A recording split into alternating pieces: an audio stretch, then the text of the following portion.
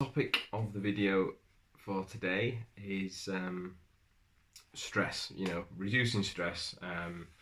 Some stress, also some forms of stress are kind of necessary or an inevitability of life. But persistent, ongoing stress is not good. Good example of a good stress is, say, an exercise.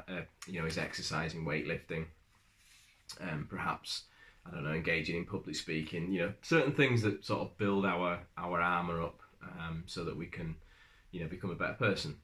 But long, continuous stress or severe stress can lead to, illness, and can really make you unwell. So some of the ways in which I have, helped relieve stress in my life, and hopefully you might be able to use the same. All sorts of different things here, but one of the biggest stressors, I think, could be a potential stress, is if you choose the wrong partner for to get into a relationship. So whether or not you're a guy or a girl, you should try and vet the other person properly. So you don't want to be going into a relationship with somebody, say, who is a liar or has a history of cheating, and these sort of things, because you're kind of setting yourself up for sort of dangerous waters, so to speak. So it's very important to vet your partner. And if you're with a partner and everything's going great, and then for some reason after a period of the sort of honeymoon, things deteriorate, perhaps their true nature comes out, or you just you fall out of love or whatever. It's better to part ways, I think, than to continue in a relationship that can really cause you a lot of stress. For example, if you for instance, if you were in a toxic relationship and that person got pregnant that you were with, and you really were looking at that point to, say, exit the relationship, it's going to completely change your life. And obviously you've got to think of a child coming to the world and being brought up in an environment that is not correct. So that's a really big stressor that you can avoid. Obviously, again, relationships, like life, there's going to be ups and downs, but do not go into a relationship with somebody who is going to make your life hell. So that's a really big one. Another big one is managing your money. So I think being in continual debt is a cause for concern, because it would personally, for me, play on. I mean, money plays, like everyone, it's what we think about a lot of the time, because we want security. And we want certain things in our life. I want to go on holidays, have my mortgage paid off, these sorts of things, to feel more financially secure. Now, if I was in debt constantly, the only debt I have is my mortgage. If I was in debt for all sorts of things and trying to juggle credit cards and things, I can't imagine, my life like that. And I understand a lot of people, I think, do that these days. We're encouraged to get everything, it's to get everything right now, whereas fortunately I was brought up to learn to save my money, to work towards something and then have the reward at the end of it. And often the sort of saving up for that is the special part, in a weird way. But yeah, having financial troubles all the time, which bill can I pay this?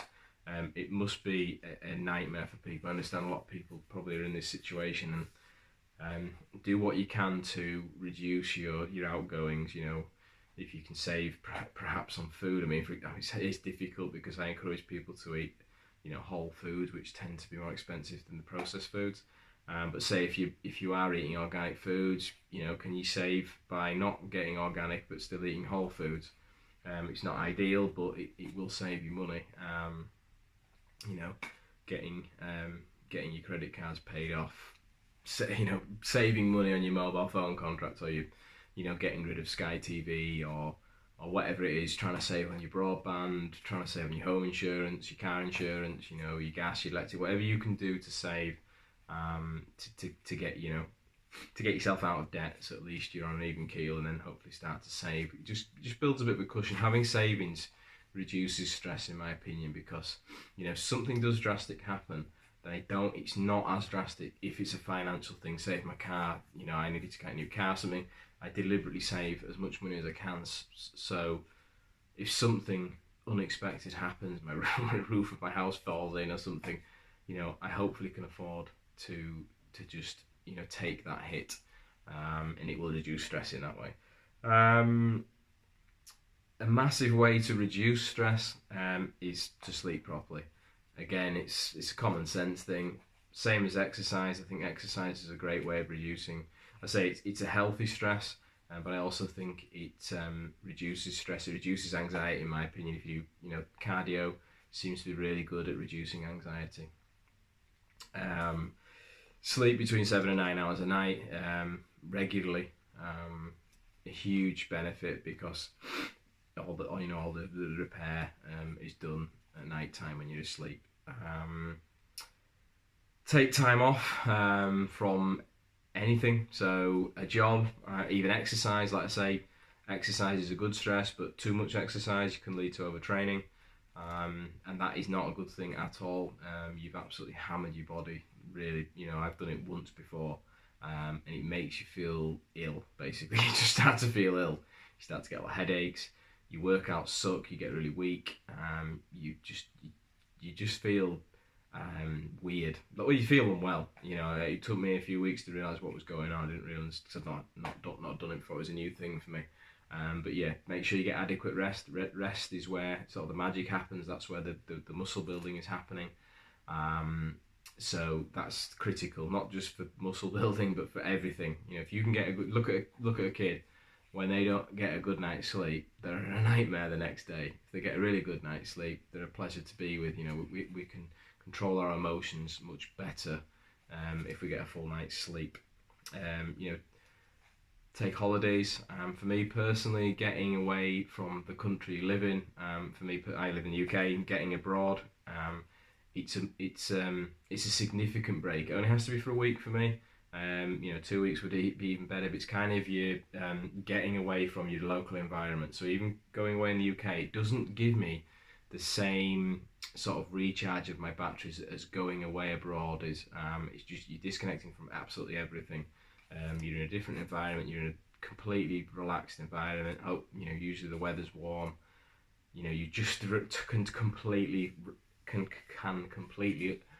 unwind and relax. So, you know, I know people who don't take all their holidays. You know, the holiday allowance and stuff like that. Make sure you take yours. You know, use that time off. It's important. It's also important for your work, because if you take time off, you know, you're ready to go back, and you can do more. You can do better work, or keep up the same standard of work. Try and limit. Try and focus on one thing at a time. So it's kind of like mindfulness in some ways. You're trying to focus on just what you're doing right now. If you're trying to focus on one or two things at the same time, or you're doing a task but you're kind of worrying about another task, it's kind of just a small unnecessary stress that you can hopefully avoid by just concentrating on, I'm going to do this one first, and then I can move on to the next one. You always feel better when you've done, you know, if you write a list out and you can knock one thing off at a time, just drawing the line through each one, it always makes me feel better. You know, you can see progress happening, and that's a good way, I think, to eliminate. It's only a small stress or worry, whatever you want to call it. Adopt an abundance mindset. Something I've done a video on. There's loads of videos on YouTube actually for it. Great mindset. Everybody, I wish they would teach this at school and get everybody to adopt an abundance mindset. Helps with all forms of life. I won't go into it, because I say there is another video if you want to search through on my channel to do with it. But it just relieves stress. Say a good example is always with relationships or going into the dating environment. If you're in a mindset of, if it doesn't work out with this person, or I don't like this person, or, you know, it doesn't matter because there's so many more people I can meet, then it just takes away so much like neediness, which is unattractive anyway. So if you can just go into it and you just think, well, it doesn't matter, it's a big deal, but, you know, there'll be another bus along with another however many women or guys on it, it's really no problem. Same with all sorts of things, basically, but I won't go into it. Say I've already done it. I think personally nowadays, social media is people love it. I understand it, but I think if people stop and actually looked at it, or if it was removed completely for a period of time, I think people would understand how detrimental it is to our health. and stress. You know, for kids who used to get bullied at school, they could get some respite when they got home. That can't be allowed now if they're on social media, because the bullies go, and sort of bullying online is worse because the people they've got a, you know, protection of a screen.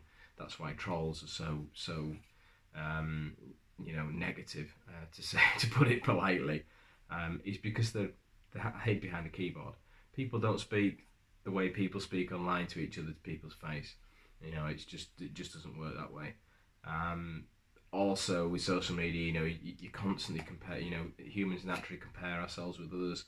If you're searching through people's Instagrams, you know, profiles or Facebook profiles, I mean, I don't see anyone posting pictures of like seriously negative lives and my life sucks and this is me without my makeup on, this is me without my push-up bra on, or my tights that, you know, push my butt up, or whatever the heck it is.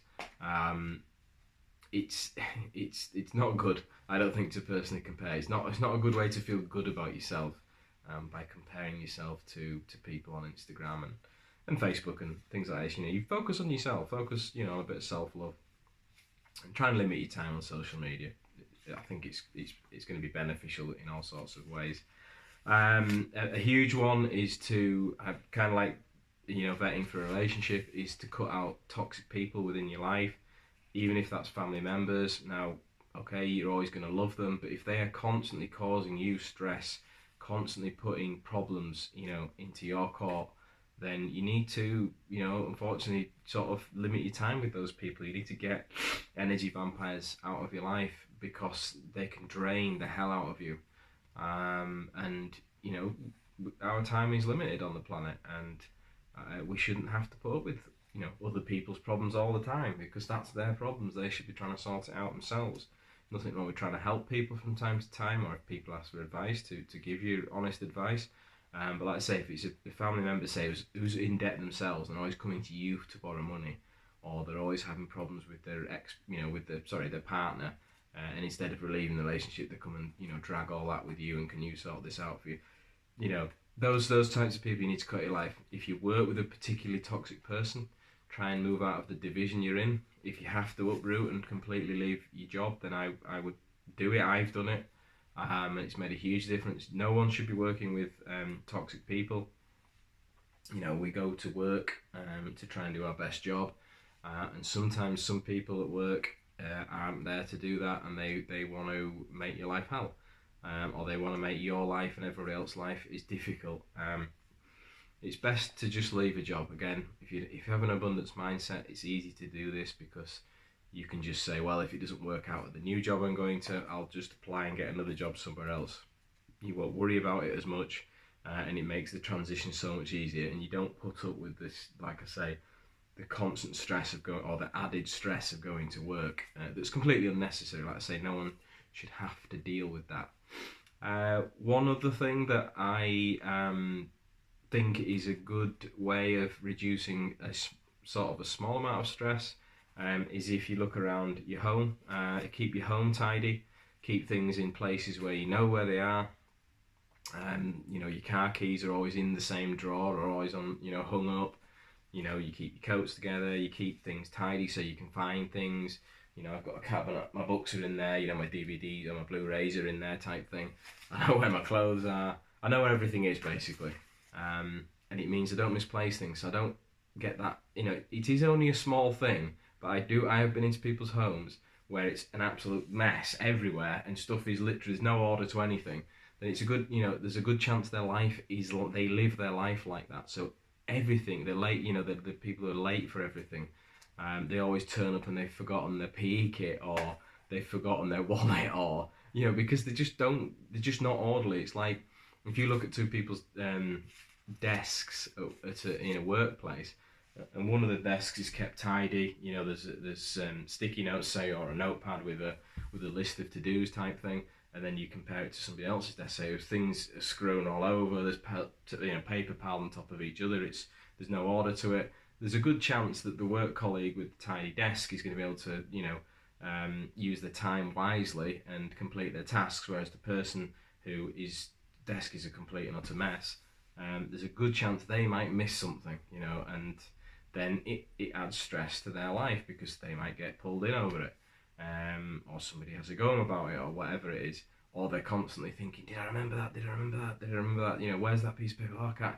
You know, just an easy way. Keep things tidy. Keep things, you know, minimalist. You know, that way you're probably going to save more money, so you're going to reduce stress there.